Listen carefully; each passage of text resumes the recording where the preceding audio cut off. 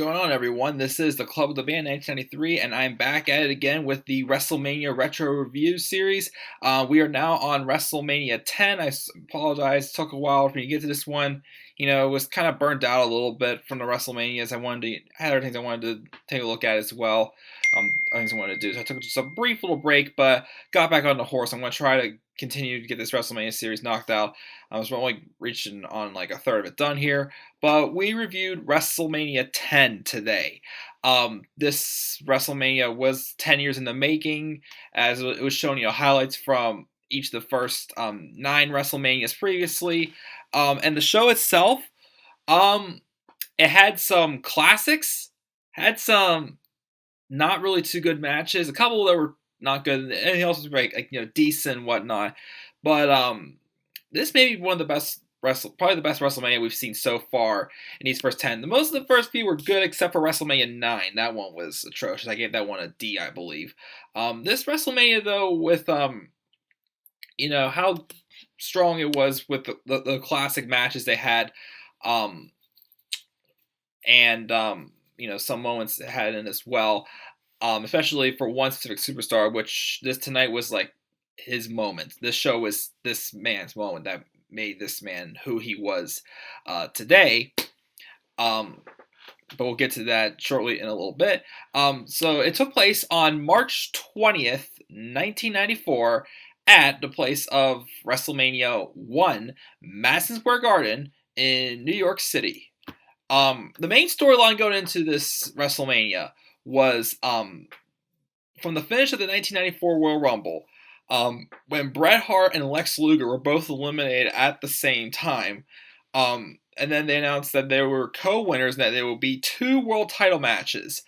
And someone may wrestle twice, possibly, but, that's not official then, but kind of was at the time with the other feud that was building in with Bret Hart.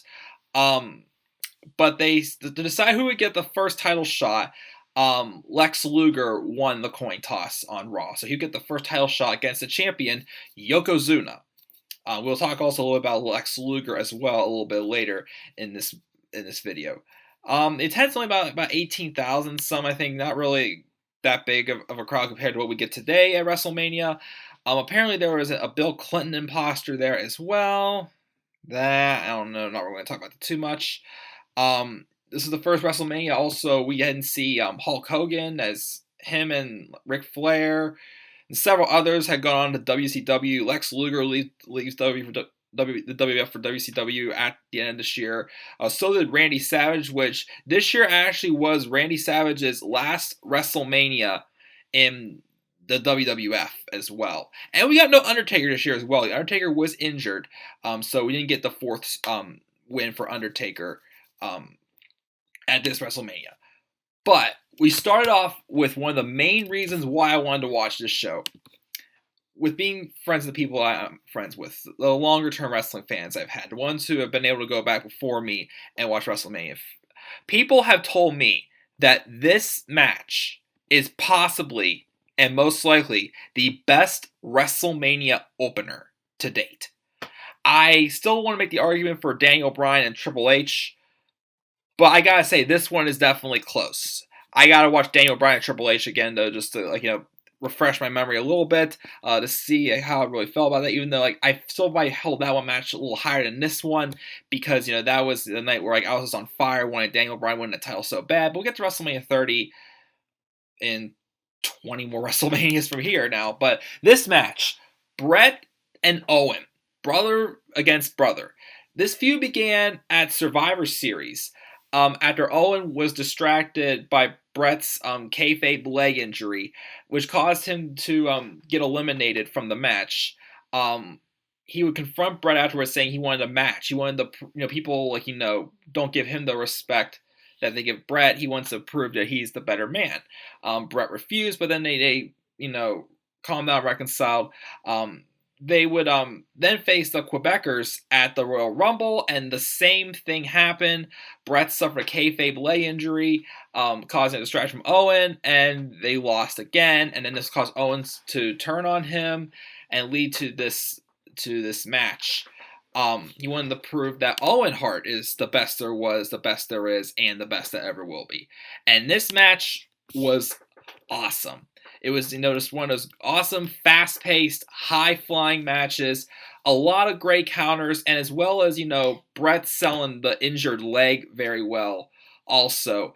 This match, again, was just amazing. It was fun to watch. If you have not watched it, I highly recommend watching it. Again, me being like a late bloomer WWE fan, I got the enjoyment out of this. I think a lot of people who are longer-term wrestling fans felt as well. The story was told well also, as I said, the injured leg was sold really well by Bret, and he was not able to use the sharpshooter, and Owen Hart himself actually attempted the sharpshooter on Bret, but that wasn't the finish of the match. The finish of the match was when Owen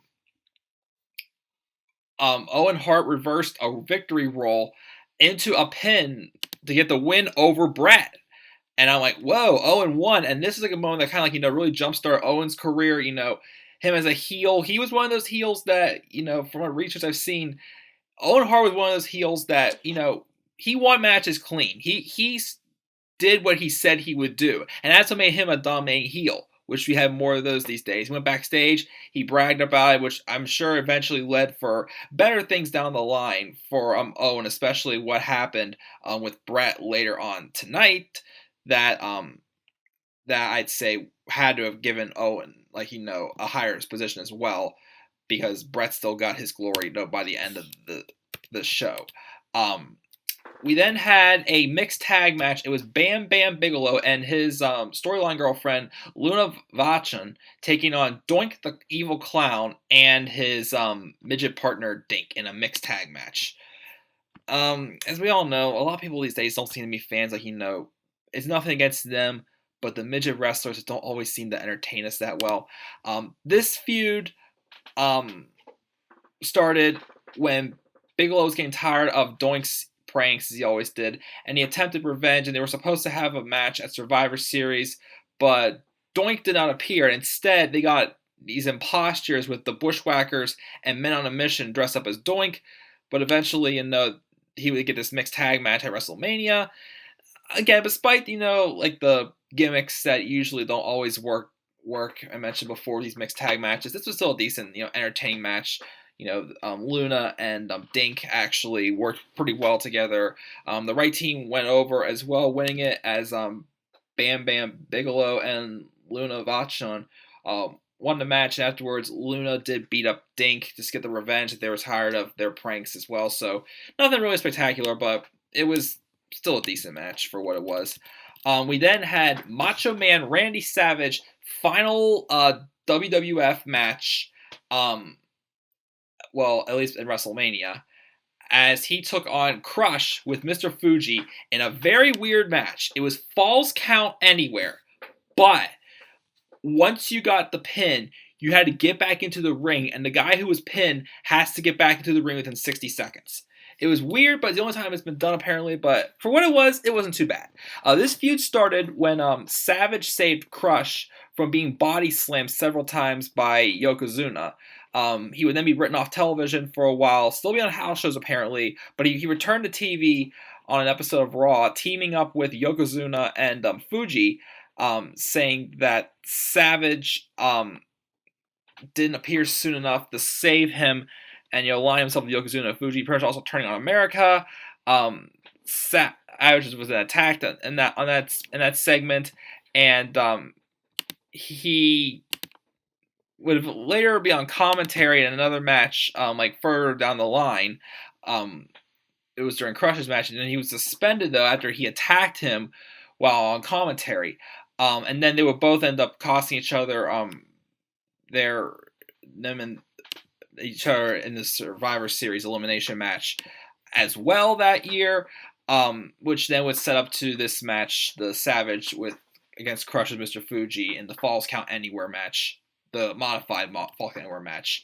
And it was still a solid match. It wasn't really the greatest match in Macho Man Randy Savage's career, but for way to him to finish up his WWF career, it was still a good match. He actually won the match again. The way he had to defeat Crush was by tying him up to a pole backstage, so that way he couldn't get back to the ring in 60 seconds. So that's what happened. This is it for Savage in the World Wrestling Federation. He went on to WCW, and also rest in peace as well to the Macho Man Randy Savage. We then had, for the first time in a while, we had a women's championship match. It was Alundra Blaze, now Hall of Famer, taking on Lainie Kai. Who the heck is that? Never heard of her before. I feel like the last women's match we had was at WrestleMania 2. I can't remember who it was because, let's be honest, the first few women's matches I've seen, or were probably WrestleMania at least, they didn't look like legit wrestlers. They looked like a bunch of mothers in like a cat fight or something like that. No offense, like non-athletic people fighting with each other.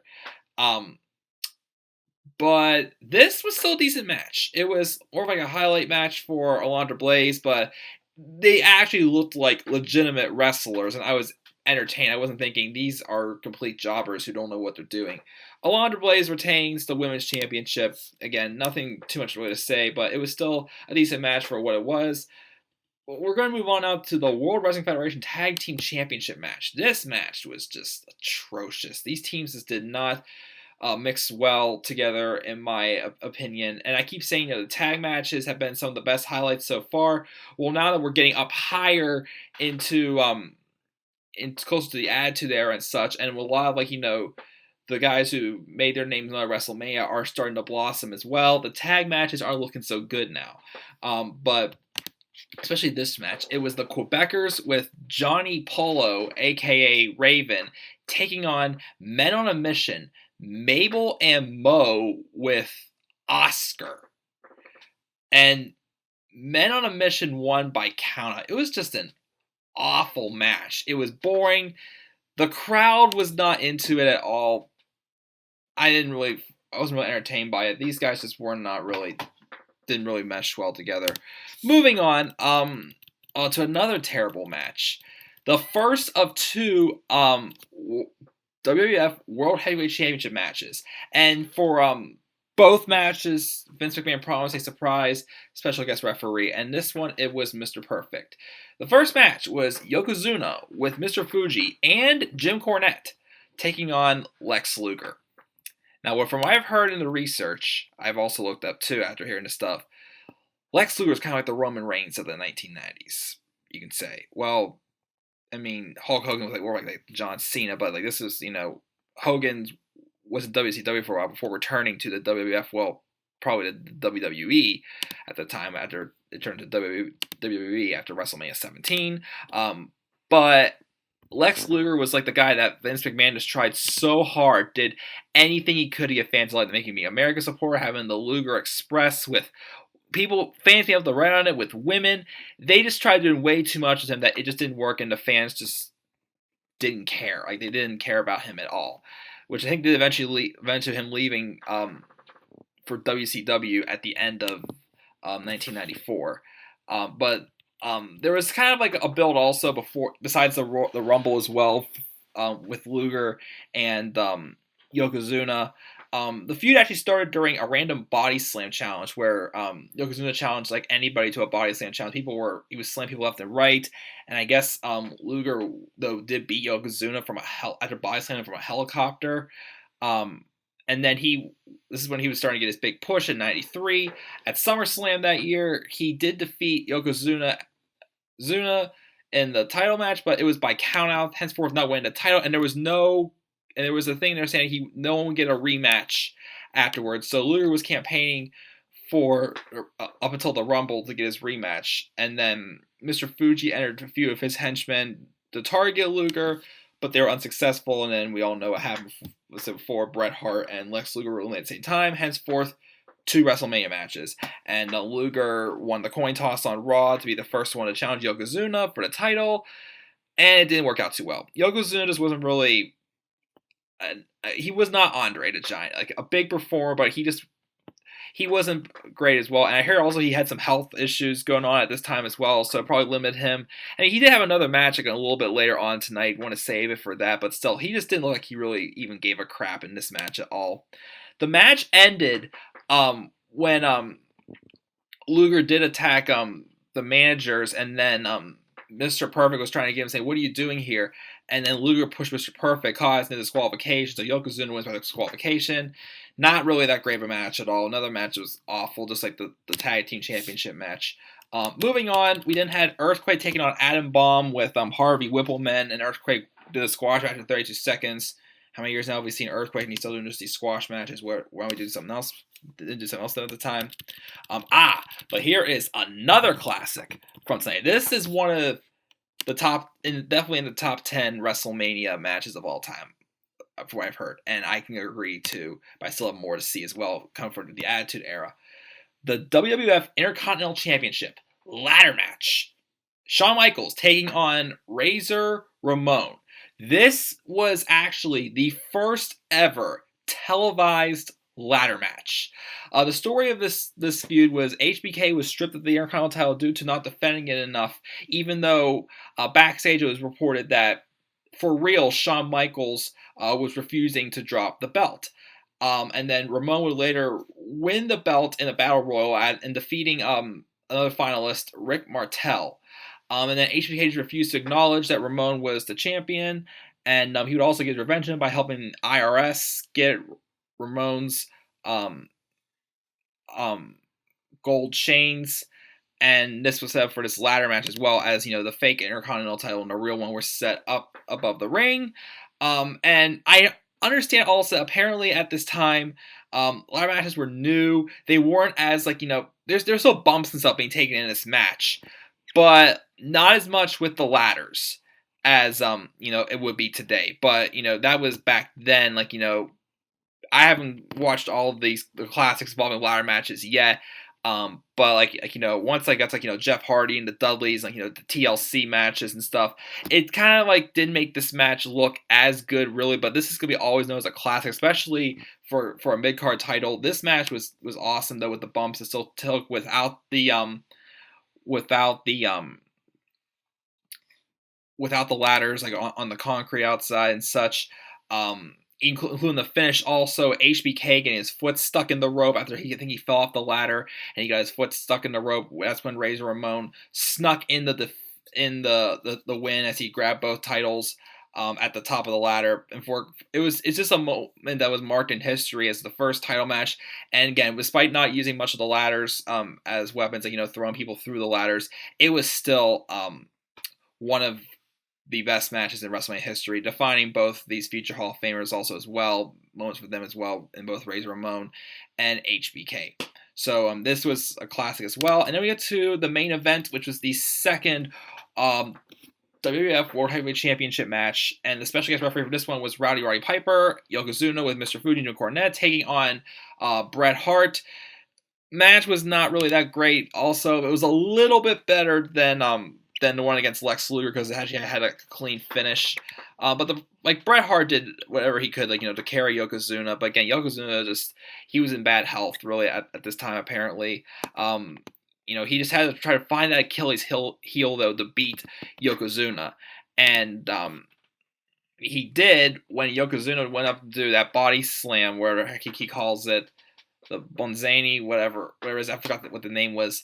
And then he missed and fell on his head, I believe. And Hart rolled him up to get the victory, and the crowd just popped.